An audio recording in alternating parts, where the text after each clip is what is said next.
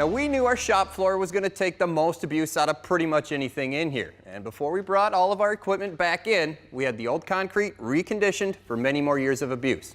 And here's how it happened.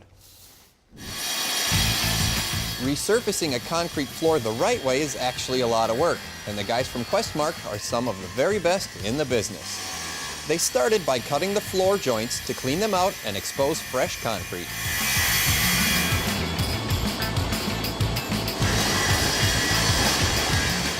Then the entire surface was ground off with a 480-volt, 1-ton electric grinder. The concrete dust was not only collected directly off the grinder, it was swept up for removal and vacuumed out of the floor joints.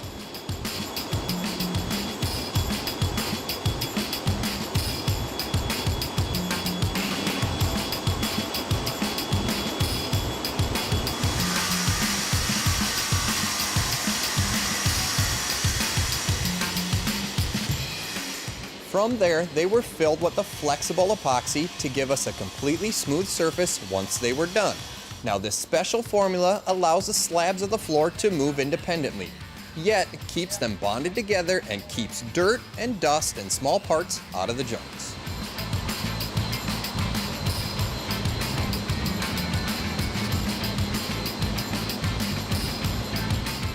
Once the epoxy was dry, the floor was then ground smooth yet again and vacuumed clean one more time.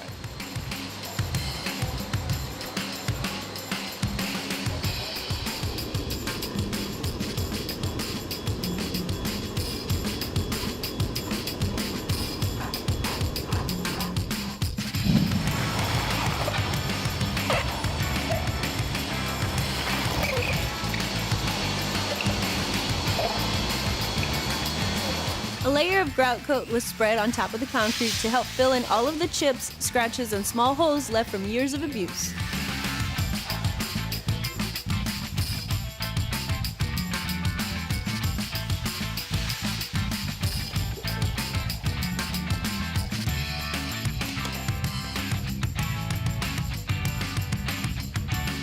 And then, one last time, the surface was ground smooth.